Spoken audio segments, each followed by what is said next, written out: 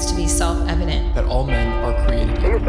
As a member of Congress, I get to have a lot of really interesting people in the office, experts on what they're talking about. This is the podcast For insights into the issues. China, bioterrorism, Medicare for all, in-depth discussions. Breaking it down into simple terms. We hold these truths. We hold these truths. with Dan Crenshaw. The Eagle has landed.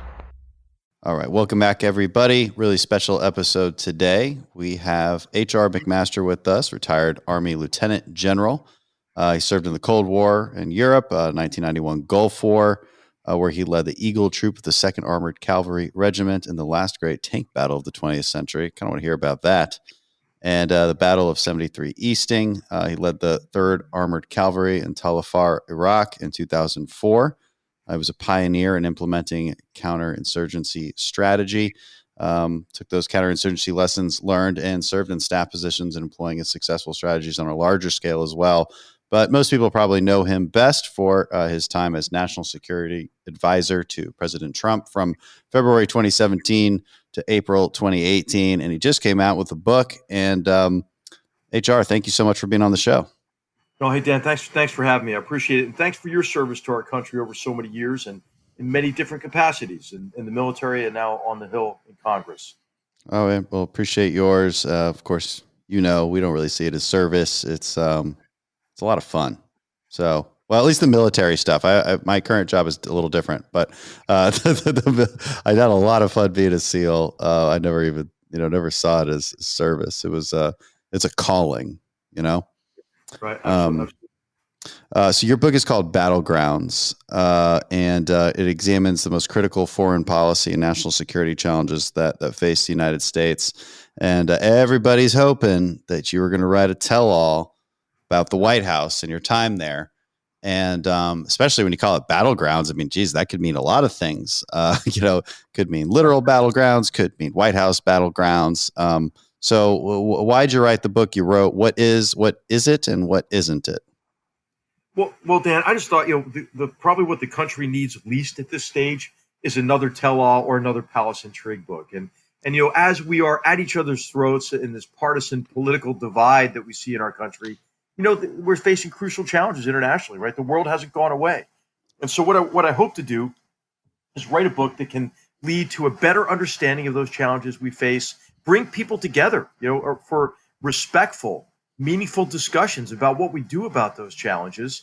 And then by doing that to contribute to maybe reversing some of this polarization we see around partisan politics and come up with sensible policies that build a better future for generations to come. I mean, that's that's what I hope the book will contribute to. And that's certainly a laudable goal, but I kind of want to hear just some juicy stuff from the White House. Okay, what doesn't have to be divisive or anything, but what's your favorite story from working in the White House? Well, I tell a lot of stories in the book about my time as National Security Advisor, and I try to use the narratives of those stories to introduce really this understanding of what drives and constrains our adversaries, and then what we need to do in terms of a response. So in the first part of the book is on Russia and the threat from Russia, and I tell the story of meeting my Russian counterpart, Nikolai Patrushev, who's like out of central casting of an old KGB guy. He's one of Putin's right-hand men, has been, for many years, part of what's called the Siloviki, which are the old KGB and military group that surrounds Putin. And we met in Geneva to have a very frank discussion about the problems that we have with Russia's destabilizing behavior, their sustained campaign of cyber-enabled information warfare against us, the disruptive role they're playing, globally, by playing a spoiler in some areas, like in Libya, or enabling sort of the mass episodes or the episodes of mass homicide in the Syrian civil war, or supporting the Taliban. So Russia, I had a conversation with him about why does Russia act against the United States even when those actions cut against Russian interests? And that's what the chapter is largely about. And then on the China chapter, I tell the story of the president's trip to Beijing and how the history that we were shown and the history that we didn't show help us reveal the ideology and aspirations and emotions that drive and constrain the Chinese Communist Party. but so I could go on with this, but Yeah. my trip to South Asia for Afghanistan, or my experience in Iraq over many years for the Middle East chapter. So what I'm hoping is that those stories will be illuminating and interesting to readers, and Yeah. help them maybe learn a little bit about how the past produced the present, as the first step in making a projection into the future relevant to each of these challenges. Yeah, and I want to get to that on Russia and China. Basically, I want to structure this where we talk about Iraq and your time there, and some interesting excerpts, and then Russia and then China. But I guess, long story short, you're not going to give me any gossip from the White House, which is fine. I won't force it. I'm not a reporter, but I had to ask. So Well, I will say something, Dan. I'll say something about this. I mean, I think, as a military officer, I don't know if this has been, consistent with your experience on the Hill. Your ethos is to serve the Constitution of the United States, and in my case, as National Security Advisor, you have the president as your only client, and that's unique across the whole foreign policy establishment. So I saw it as my job to give the president options, to help the president identify his agenda, to make decisions and develop policies and strategies consistent with that agenda, and then to help with the implementation of his plans and the policies he decides on. Yeah. But what I've noticed in my time is that there are some people that don't share that motivation, right? There are those in the White House who are not there to serve the elected president and his agenda. What they're there to do is to advance their own agenda and not to give options, but instead to try to manipulate decisions consistent with their agenda. And then there's a third group. I think this is within any White House, but it's been prominent, more public in this one. And there are people in the administration who kind of define themselves in the role of saving the country and maybe the world from the president, right? And what's dangerous about those latter two groups is, they undermine the Constitution, right? Because it was the president who got elected. Nobody elected these other people in the administration to make policy, and therefore they're not accountable to the American public, and they're undermining the sovereignty of our fellow citizens if they behave in that way. Yeah, and I'm kind of half joking that I want gossip. I mean, I do, but I'm understanding where you're coming from, and I actually want to read your intro on this because it really lays out, exactly your thinking on why you wrote the book you wrote. You write, quote, "This is not the book most people wanted me to write. Friends, agents, editors, and even family asked me to write a tell-all about my experience in the White House to confirm their opinions of President Donald Trump. Those who supported the president would have liked me to depict him as an unconventional leader who, despite his brash style, made decisions and implemented policies that advanced American interests. Those who opposed the president wanted an account to confirm their judgment that he was a bigoted narcissist unfit for office. And they wanted me to write immediately so that the book might influence the outcome of the 2020 presidential election. Although writing such a book might be lucrative, I did not believe that it would be useful or satisfactory for most readers. Polarization of America's polity and that of other free and open societies is destructive, and I wanted to write a book that might help to transcend the vitriol of partisan political discourse and help readers understand the most significant challenges to security, freedom, and prosperity." So, yeah, I mean, I think that sets it up quite nicely. And so, again, 3 sections I want to talk about: Iraq, Russia, China. You've got a really exceptional history in Iraq. You credited with pioneering some of the strategies that General Petraeus eventually adopted in COIN, or counterinsurgency operations. And I want to talk about Talafar, but let's just back up a minute. The American people have never really understood why we're even in Iraq.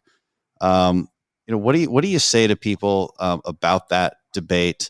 And what's a better way to help folks understand, especially contextualizing the facts we knew at the time and why Bush decided to invade, why Congress voted for it, just to at least help us get past the kind of reactive partisan. It's not even partisanship because it comes from both sides, but sort of the reactive, I guess, opinions on Iraq. Right. Well, we never really left Iraq after the 1991 Gulf War, right? Because we were in a kind of a containment mode there. We had conducted bombing campaigns to isolate Saddam. We were trying to enforce UN sanctions on the regime, and Iran was a hostile state that was, convincing us that they were developing weapons of mass destruction and had a nuclear program in particular, had large stockpiles of chemical weapons. and in fact, had used chemical weapons against their own population and against the Iranians, against the Kurds in the north and against the Iranians between 1980 and 1988. And the Anfal massacre was horrible in connection with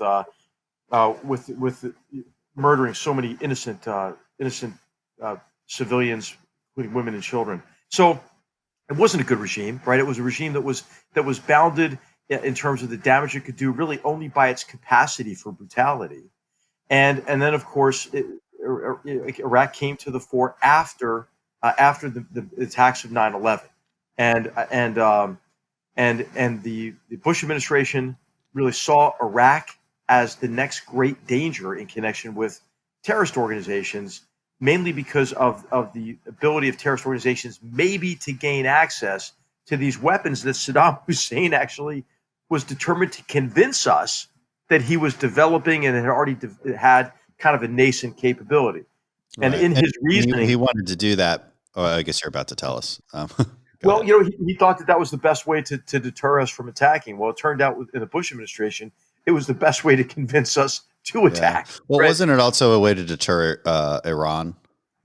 Yeah, it was, and then also to give him status as well, across the Arab world, relative to Saudi Arabia and others. You were in the first Gulf War, as I understand it. We found a pretty advanced nuclear program in Iraq after the invasion of Iraq in 1991, right? Yeah, that's right. And this was the Bashir facility, and the Israelis bombed it. The Israelis had bombed it to prevent Iraq from continuing to develop that capability. If you remember, nuclear proliferation was a big problem in the region broadly. Even after the invasion of Iraq, you had Libya that gave up its nuclear program after Iraq because Iraq was kind of an object lesson for Gaddafi, and then you had the Syrians try to accelerate their nuclear program in cooperation with North Korean scientists, and this was in up till 2007 when the Israeli Defense Forces Air Force struck that facility near Deir ez-Zor in Syria. So nuclear proliferation is not a new danger to the Middle East or an exclusively Iraqi problem. And then of course the country that we are most concerned about getting a nuclear weapon now in that region is Iran, and of course the danger associated with Iran having a weapon at all like that, the most destructive weapons on earth, but then the effect it has on the non-proliferation regime. Because I think it would be hard pressed to convince the Saudis, for example, maybe not to at least buy a weapon from maybe the Pakistanis or something. So the threat of nuclear proliferation in the Middle East is not new. It's not only an Iraqi problem. It's a broad concern. Yeah, and that's right. It's easy to look at the Iraq War in hindsight and say, "Oh, well, look at that." I mean, the costs obviously outweighed the benefits. This is a bad idea. It takes a little bit more analysis to understand where the decision making was at the time, and 9/11 was fresh on everybody's mind. There's a history of WMD programs in Iraq. They are actively trying to convince people they have it, right? They don't want to deny it because, for the reasons we explained. All of these things added up to a bit of a confirmation bias in the intelligence community once there was, this source that ended up being not a great source. And now that's a big case study. I mean, I know because I've done plenty of training in the intel world. And, it's a case study and how not to engage in confirmation bias and do proper source verification. But and vetting, but it happened nevertheless. But it's not as simple as the silly label of neocons versus everybody else. It's a little bit more complex than that. Well, and there was a congressional vote, right, to authorize. There was, yeah. And I think that we get stuck on this question, right? I read about this in Battlegrounds, right? We get stuck on this question of should we have done it, right? I think. Okay, we can debate that and say, okay, in the future we will only make wise policy decisions. Yeah, but I think what is more useful. That's our plan from now on. We're going to be right from now on. Like that's a great idea. Great idea. Right? Exactly. But I think the question to debate is, who the heck thought it would be easy, and why did they think it was easy, right? Right. And this is the story of kind of overconfidence that grew out of the Gulf War, that grew out of the end of the Cold War, the belief that, hey, really, future wars are going to be fast, cheap, efficient, waged at standoff range, mainly due to our technological military prowess. And so we forgot continuities in the nature of war. Hey, you have to actually consolidate military gains to get to your political outcome. That's not like an optional phase, right? That's something that we've always had to do and will have to continue to do in the future. Well, that's a great lead in to your time in Talafar, where, by 2004, the insurgency is growing. It's not quite what it ends up being in 2006, but it's pretty serious at this point. And it wasn't obvious in 2003 that was going to happen, because it kind of was easy at first, right? It was easy to beat Saddam Hussein's army, but then it devolved. And so what were the elements that made it devolve? I mean, how did Al-Qaeda in Iraq just start to materialize, Jaish al-Mahdi and all of these insurgent groups? Was there another way out? Was it because we disbanded the army and made Saddam Hussein's political party illegal? That's, the name is escaping me right now. What is it again? Ba'ath Party. The Ba'ath Party, right? And so did these things? I think they're well-known mistakes at this point, right? Right, exactly. And I think that all those mistakes fall into the category of not planning to consolidate gains and get to that sustainable outcome. And and paradoxically, right, the short-term war mentality, right, what you might call the George Costanza approach to war, the belief that you can just leave on a high note, right? That mentality actually lengthened those wars and made them more difficult and more costly. Yeah. And so that, fast forward to your time in Talafar, you call it a microcosm of broader Iraq. It's about 75,000 people there. It's on a highway linking Mosul and Sinjar. And I don't know if that means anything to people listening, but hey, you got maps, check it out. And it's seen the armies of history. That's what's so interesting about this part of the world. I mean, the empires of history have been through it: Assyrian, Roman, Persian, Ottoman, British, and now the American 3rd Armored Cavalry Regiment, commanded by you, General HR McMaster. So I guess set the stage for us. What were you seeing, and how did you go about addressing the situation? Well, what we saw all the complexities of the war in Iraq in microcosm there. So this is in Nineveh province. We had responsibility for about 280 kilometers of the Syrian border, and a vast stretch of territory that connected kind of the Al-Qaeda in Iraq pipeline into Syria. And the roads that which you alluded to, along which Alexander the Great had marched on his way to defeat Darius and the Persian Empire, and then move on to his high watermark, which was in Afghanistan, is all these roads led into this Talafar, which is like dusty hill, is what it means. And in this city, you had some Kurds and Arabs, but mainly Turkmen, Sunni and Shia, and across this region, you had a crazy quilt of ethnicities and tribes and sectarian groups. And they wound up pitted up against each other as Al-Qaeda came into that area, took control of that city in an offensive, and then just really established a pall of fear there so they could establish anonymity and build a training base. I mean, this was the Fort Benning, Georgia, or the Quantico, Virginia of the insurgency. And what they would do there is they set up schools. They set up schools on certainly roadside bombs was one of the electives you could take. But they also had information warfare courses where at the end of your course, you were issued digital cameras and satellite uplinks to make propaganda videos. They had courses. I mean, this is no kidding. A course in kidnapping and murder was the name of the course. They also taught first aid and mortars and sniper. And so this is where teams would be trained. And it's also where suicide bombers would come in and get their kind of pep talk before they were employed to commit mass murder against innocents. It was a place that was taken over by them, except for a small neighborhood that was barricaded and fortified by the Shia population. It was it was surreal. You had a 16th century Ottoman castle in the center of the city that was controlled by the rump of the police force that had survived Al Qaeda's attack.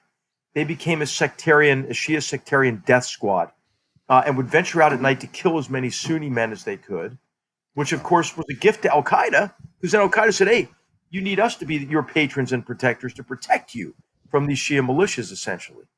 So we had to first understand what was driving the conflict. We worked with Iraqi leaders. We replaced the police leader with an extremely courageous conciliator, somebody who reached out across those communities. He ultimately became mayor. He is today the governor of Nineveh province, Najm Abida Abdullah al-Jabouri. And then we began to address kind of what was driving the cycle of violence. We isolated the enemy in this area. We conducted a major offensive operation. We killed hundreds of the enemy, captured hundreds of the enemy, not only in Tel Aviv but across the region, and then established enduring security and stability until, of course, the rise of ISIS in 2014. So this held together between 2005, 2006, and 2014.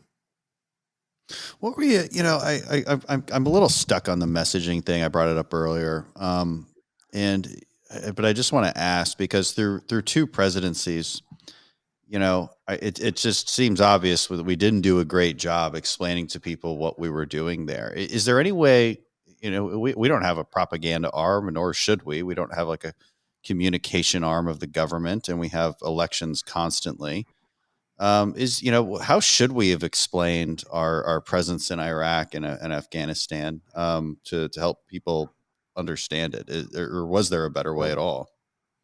Yeah, there was. I would say that the George W. Bush administration, after the decision for the surge, the reinforced security effort, which was much more than that. It was a complete shift in the strategy in 2006 to 2007, really. The administration came out. They worked with a think tank on this publication called the National Strategy for Victory in Iraq. It's actually, Dan, a really good document. And then what we did is, when I worked with General Petraeus and General Crocker, worked for them in Iraq. General Petraeus, when he was tapped as commander, I had just left Washington, working on a team that was assessing the Iraq War, and then I get back to London. I'm assigned to a think tank working for Central Command. And I get an email from General Petraeus saying, "Hey, what are you doing?" And so I knew I was packing my bags, right? Because he was on his way to Iraq. So I arrived there the same day he does, and he said, "Hey, take my plane, my security detachment, go all over the country, go wherever you want to do. Just give me an assessment. Tell me what you think, what you think has to happen." And when I came back and I gave him a report, and the first recommendation in that report is to form what I called a joint strategic assessment team, civilian and military, between the embassy and the command, the military command, and our allies, to not only just assess the war, but to rewrite the campaign plan. And he said, "Okay, great idea. Put the team together, lead it." And then Ambassador Crocker, appointed Ambassador David Pierce, who's just a wonderful person, super experienced diplomat. Had been a bureau chief in Beirut during the Civil War in the 70s. Had been with Ambassador Crocker in Syria for many years. I mean, really knew the region and knew Iraq very well. And so we wrote the strategy, and we based everything on a political strategy and subordinated what we were doing militarily, from building the security sector, from development efforts, to breaking the cycle of sectarian violence and forging an accommodation between Iraq's communities such that they removed support for jihadist terrorists on the one hand, Al Qaeda in Iraq and insurgents, and the Shia militias on the other. And it wasn't pretty, it was hard, but it worked, because what we did is we began with the political objective. Yeah, and actually, another great lead in. It's as part of informing and educating the American people, you once had Afghan President Ghani lay out what was at stake in Afghanistan. It's a place you called the modern day frontier between civilization and barbarism, which again, it's laying out sort of a sense of purpose for what we're doing, and trying to persuade people that we do there is an American interest in making sure that a governing entity like the Taliban is not in power, especially when it's giving Safe giving haven for Al-Qaeda. safe haven and operational space to Al Qaeda to commit 9/11. We too quickly forget that, and so moving on to Afghanistan. What is your view on that currently? What is at stake there?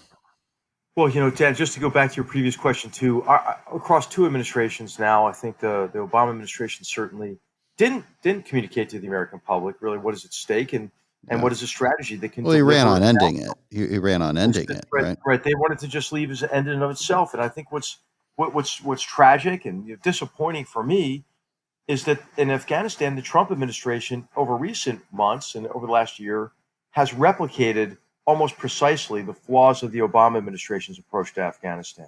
Yeah. And that's by creating, the enemy we would like to have. I mean, I call this strategic narcissism in the book, right? We define these problems as we would like them to be, based on wishful thinking and then ultimately self-delusion, rather than a realistic assessment of, who is our enemy and what is at stake. And the foremost among those flawed assumptions is that the Taliban there's a bold line between them and Al Qaeda and other terrorist organizations who want to kill our children, right? And that bold line doesn't exist. These groups overlap. They share resources. They share people. Dan, I don't know if you were still serving in 2015 during the Shoreback Farms operation in Kandahar area, where we hit the biggest Al Qaeda training facility that we've ever uncovered in Afghanistan. Mm-hmm. And guess what? It was staffed by the Taliban, right? Yeah. And so, the Sirajuddin Haqqani, is the Taliban military commander, right? And he's a member of he's a facilitator and card carrying supporter of Al Qaeda.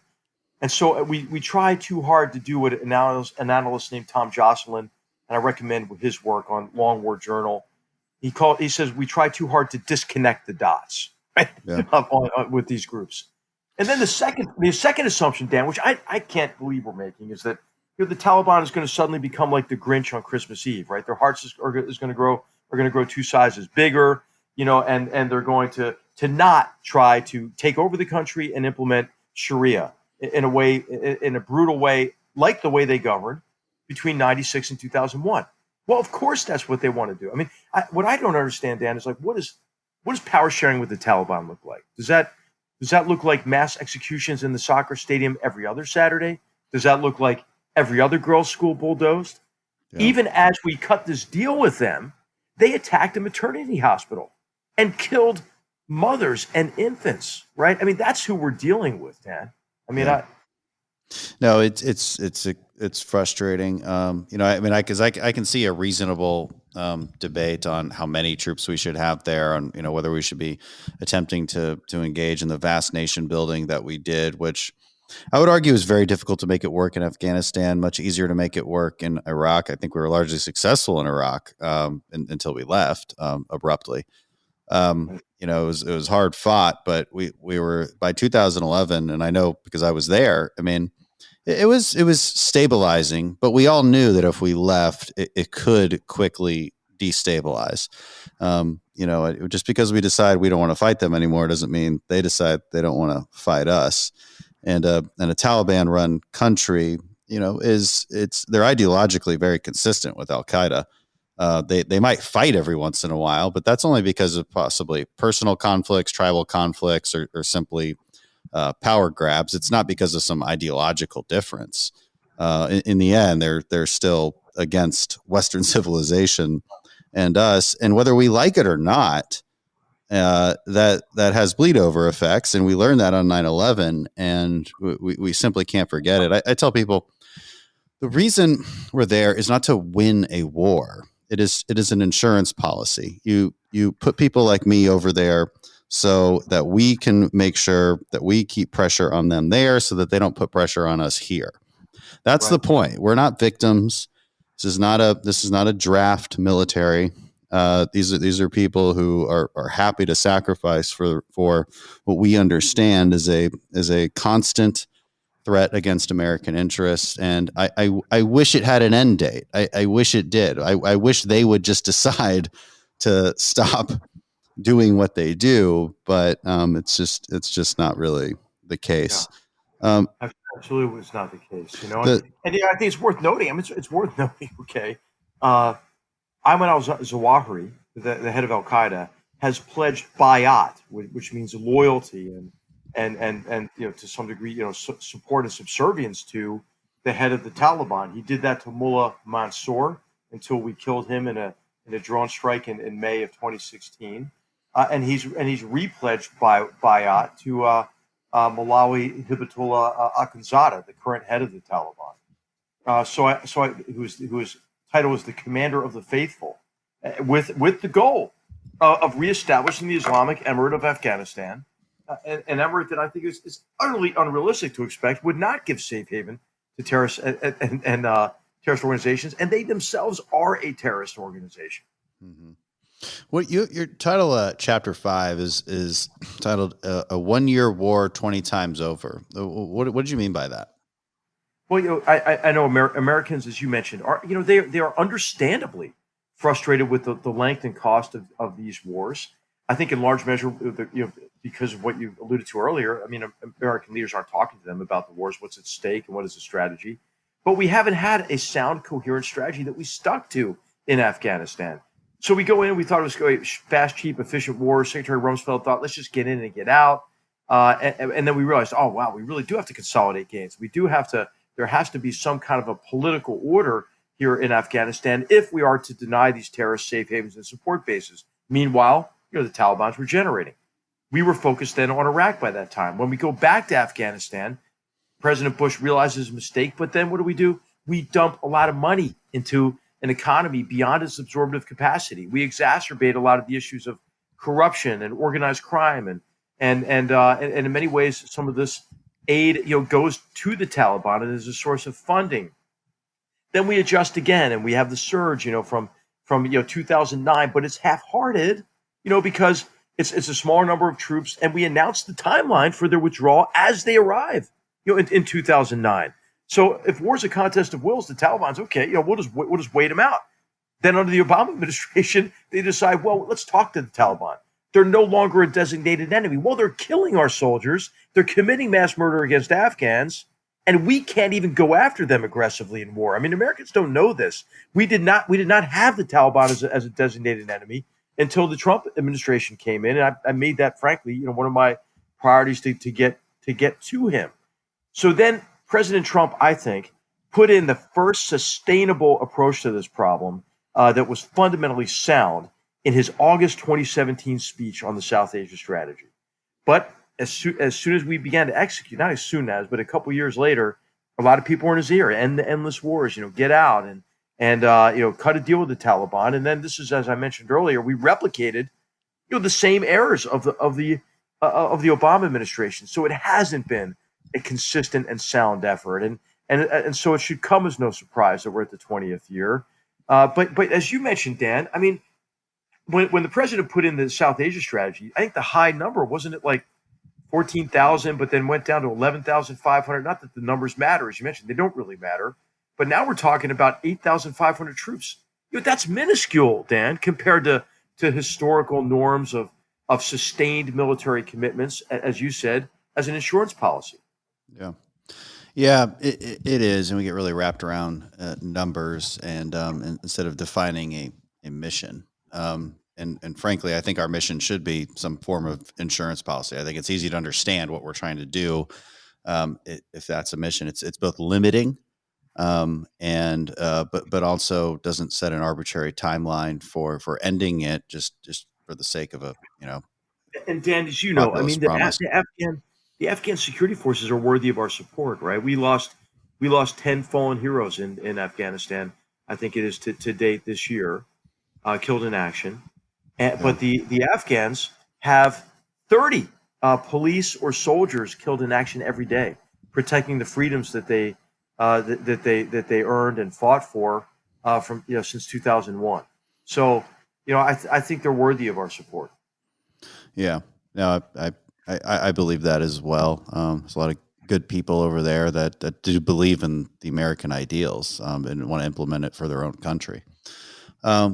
Moving on though to Russia. as promised. So you retell a Russian joke, which I thought was interesting. It goes like this: a Russian farmer has a cow. His neighbor has two. The farmer meets a sorcerer who will grant the farmer one wish. His wish is for one of his neighbor's cows to be killed. um, I, I I like it because it just kind of shows like the underlying philosophy of communism. It's a political philosophy of resentment. Because from a capitalist point of view, you would wish that that cow would be yours. But they just want it dead, right? Because it really is the politics of resentment. And they want to, the Russians fundamentally, and especially in the Soviet era, they've been doing this misinformation campaigns for a long time. They want to kill our cow of free and fair elections that people have confidence in. And you write about their goal in 2016 of polarizing the American electorate and undermining confidence in democratic principles, institutions, and processes. And they seem to be somewhat successful. And they've basically created a self-sustaining operation where our own media just repeats their propaganda constantly. It's like they don't even have to do anything anymore. Right, absolutely. And they're not strong enough really to compete with us on our own terms. Their economy's the size of Texas's. They've had the collapse of oil prices. Putin didn't handle COVID-19 well. It was supposed to be a big year for him. He was supposed to celebrate the extension of his rule until 2036, celebrate the anniversary of the end of the Great Patriotic War, and it's been a big disappointment. So, he's doubly bitter these days. You see that with the poisoning of his main opposition figure, Navalny. And you see it also with kind of the saber rattling around Belarus. But the Russian people are kind of fed up at this stage. But you know what he has going for him?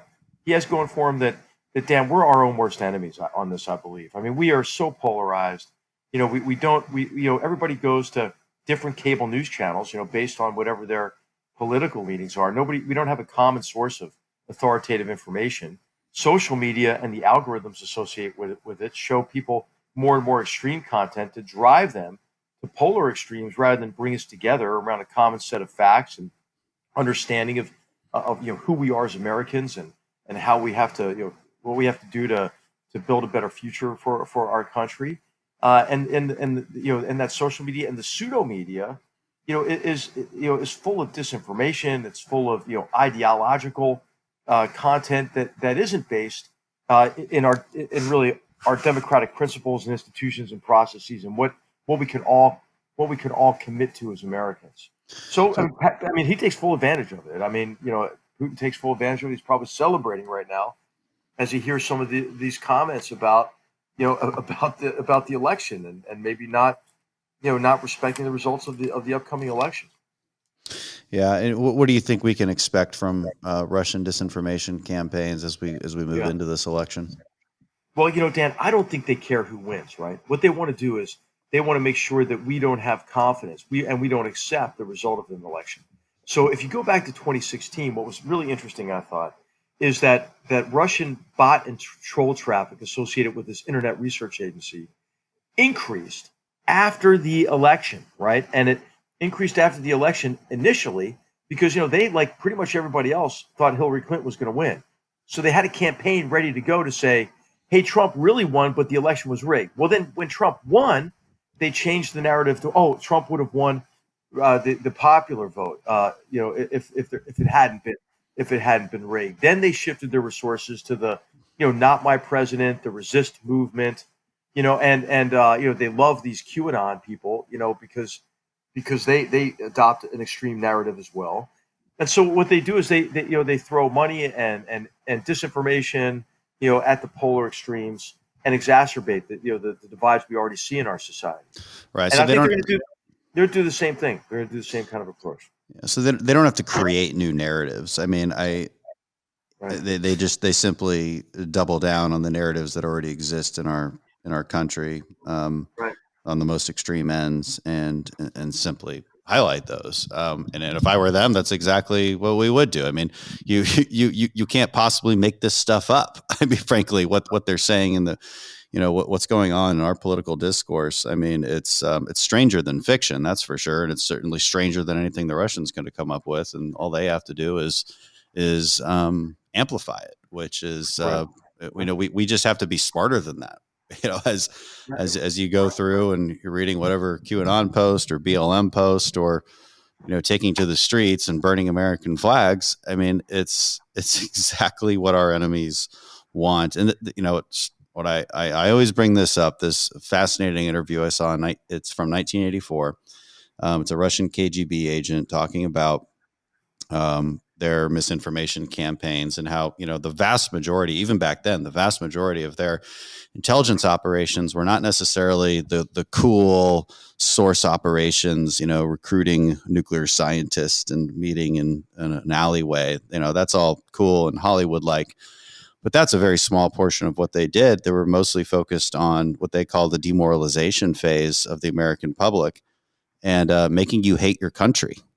And it's in a free society. It's easy to manipulate people because we don't control the information, and our media is supposed to take on the role of clarifying the chaos, but instead they seek to amplify the chaos. And I imagine that if you're a Soviet propagandist, and there still are many in the Russian government, they're just sitting back and saying, "Wow, I just couldn't have imagined a better outcome for our initial efforts." Absolutely. I mean, they're popping champagne corks every time they see what we're doing. And of course, to your point on dividing us on issues that are already prominent, these groups, the IRA and so forth, had about 80% of their traffic and effort was allocated on issues of race. A very, very distant second was either immigration or gun control. I can't remember which. And then the third was the other, immigration or gun control. So yeah. And when it comes to actions, though, it seemed to me, and this is especially during your tenure as national security advisor, the administration's actions towards Russia were pretty strong. I mean, there's a number of things that are severely and continue to be severely anti-Russian, and so just taking a step back, I mean, how do we continue to contain Russian influence as they seek to expand and Right. continue in their belligerence in the region? Well, the administration did put into place, I think, a strong strategy when I was there, and that strategy aimed to protect ourselves against Russian forms of aggression, cyber-enabled information warfare, and so forth. But then also to impose costs on Russia for these actions beyond those that Putin may have factored in at the outset. I think that you saw that most prominently with the attempted murder with a military-grade nerve agent of Sergei Skripal and his daughter in Salisbury, England, in the spring of 2018. And the administration had a very strong response. I think in the area of deterring Russia, the provision of defensive capabilities to Ukraine was immensely important. The sanctions on Putin and his inner circle. You saw some more of those sanctions just a couple days ago, with the sanctioning of Prigozhin and those who run that internet research agency, that front organization for the SVR, the Russian military intelligence and the GRU. So the modern day versions of the KGB. So yeah. I think that sometimes it's funny with President Trump. I still get it. Why the audio doesn't match the video sometimes. I think he likes separating the relationship, from the issues, and saying I've got a good relationship with fill in the blank leader. But with Putin uses that sort of affirmation or at least failure to condemn, for example, Navalny's poisoning. He uses it to his advantage, right? Because what Russia tries to do is just deny even their most egregious actions. I mean, they shot down an airliner over Ukraine, and everybody knew it, and it was images of it were on social media and everything else, and they just denied it. Oh no, that wasn't us. Yeah. Yeah, we all remember that. It's insane. There's he does have a habit of doing that, and it's strange. I mean, you can sort of see. I mean, I don't know. I won't try to understand it necessarily, but the actions are very clear. Absolutely, the actions are clear. They are. This is why. Hey, also, I just want to, I think the Trump administration, President Trump, should take credit for the vast improvements in election security. And I don't know how much you've looked at this from the Hill, Dan, but I mean, it's night and day from 2016. I mean, look at the difference between 2016 and 2018. New organizations stood up. Tremendous coordination between the states and the federal government on standards for securing elections infrastructure. You know, the gloves taken off our cyber force, right? So we can combine a good offense with a good defense. I mean, immeasurable improvements. You know, DOJ, standing up an investigative capability on this. And, but I wish, I think that's maybe what the president should be talking about in connection with the next election, because his administration's done a lot of really good work that ought to improve our confidence in the election results. Right. Yeah. On the cyber side, I think that's absolutely true. I sit on the Homeland Security Committee, so we hear about these things from CISA, which is in charge of basically coordinating these cyber defense efforts with the private sector as well as states who are running elections. And you've got super competent people over there, CISA. I mean, I know you know those guys because you have oversight. Mm-hmm. I mean, they're really good, talented people. And then you've got General Paul Nakasone as the head of Cyber Command and the NSA. I mean, I think he's probably the most competent general I ever met in my life. He is. Yeah. So sometimes the government gets it right, the military gets it right, and you have the right person, the right people in the right place at the right time. Yeah. And I feel really good about where we are on cyber now. It's tough and it's a constant battle. It's a constant competition. Yeah. Unfortunately, the distrust in elections these days is coming from COVID and these very rapid changes to election policy in many states that I certainly have a problem with. I don't believe in deconstructing the rules of the institution really late in the game. I think America is going to lose its mind if we don't know who the president is going to be on November 3rd. It's just right. I don't like where that's going, and I don't like that China and Russia can take advantage of that discontent. Exactly. Because we might be able to protect our election system from them, but again, their misinformation campaigns will seek to further those divides, and we have to just trust. We have to trust our elections. It is so important.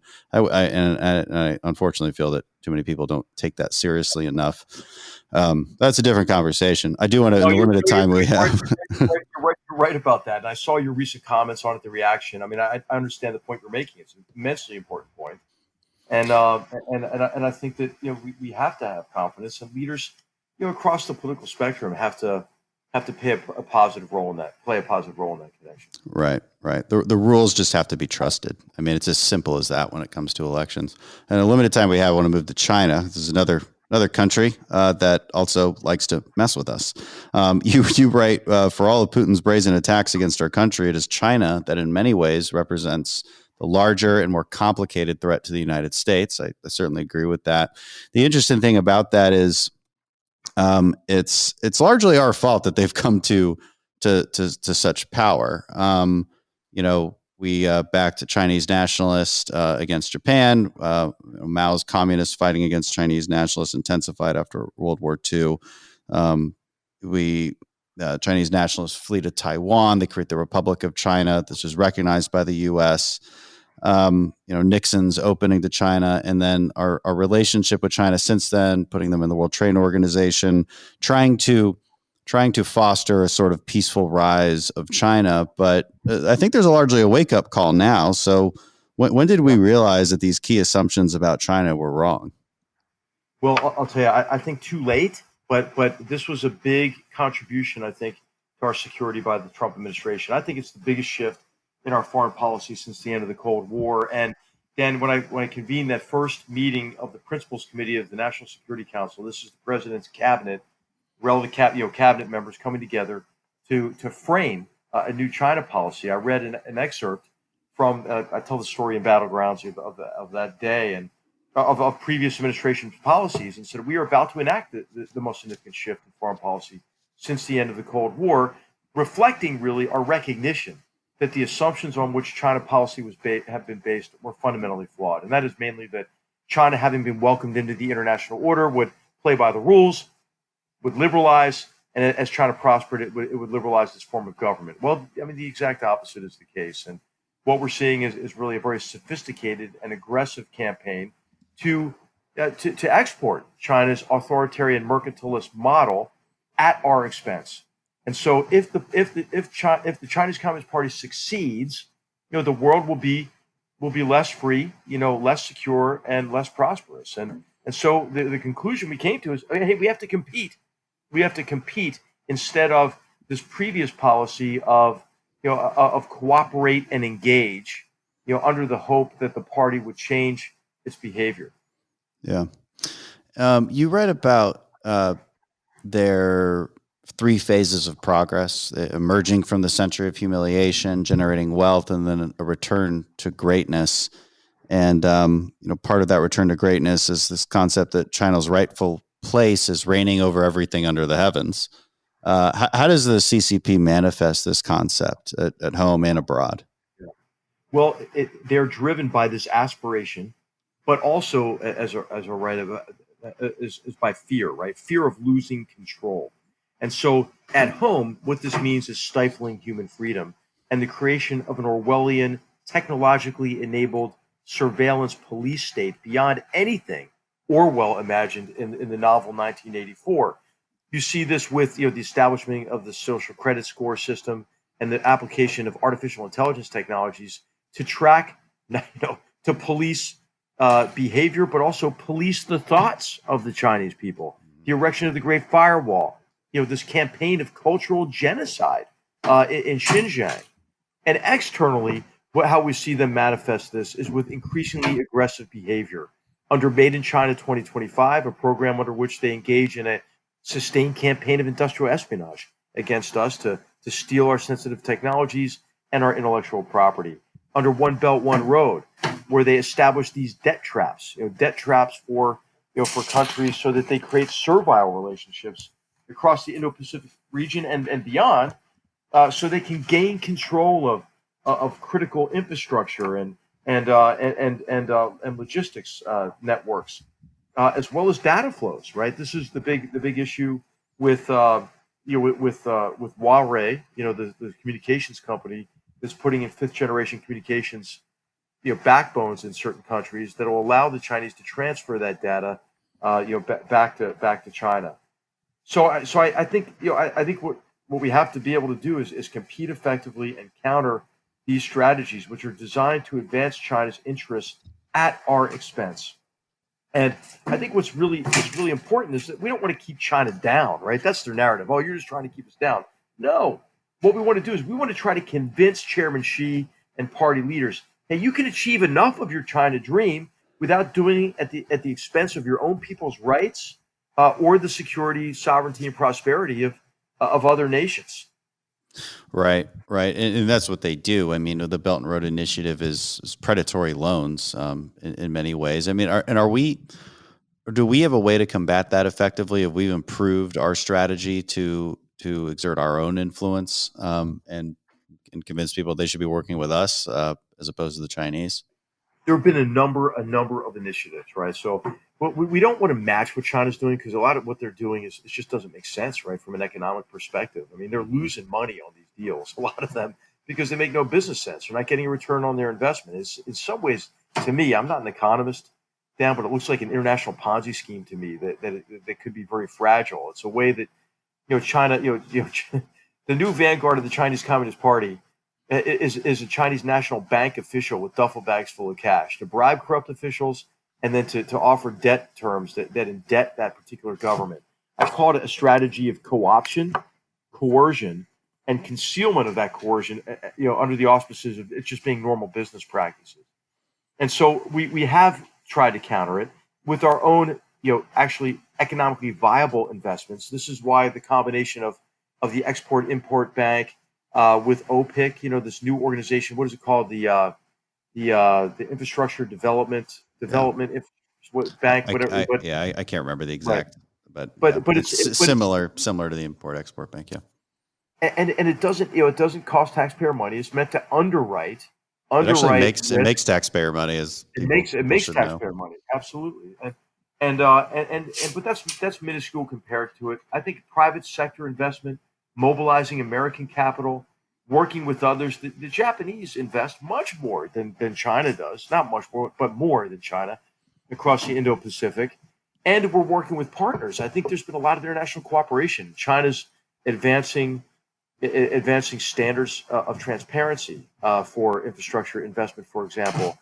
Japan has taken China to the World Trade Organization for Unfair Trade and Economic Practices. So, I think that it is multinational cooperation is immensely important in confronting this behavior, and perhaps most important is cooperation with Japan and the EU.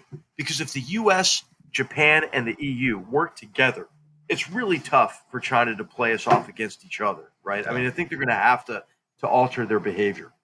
One thing that concerns a lot of people is Chinese intellectual property theft. A big component of China's military civil fusion is the requirement that, quote, all organizations and citizens must support, assist with, and collaborate in national intelligence work. This is actually Article 7 of China's national intelligence law. It's incredible. Could you imagine something like that in the U.S.? But they use this to force foreign businesses to share technology, especially dual-use technology for market access, to deploy and coerce Chinese nationals to engage in economic espionage against U.S. business, research, and universities. So, how do we counter that? What's our best tools to counter these nefarious actions? Well, that's the third strategy I mentioned, is military civil fusion, and that involves this campaign of espionage. It actually, it actually really compels us to take defensive measures. The People's Liberation Army scientists have penetrated a lot of our government-funded even research activities, and so some recent studies have exposed that. I think what the Department of Justice has done with the China division is really important. They've done a great job, I think. And they have so many open cases now. We're finally competing. That we weren't even doing that, prior to 2017.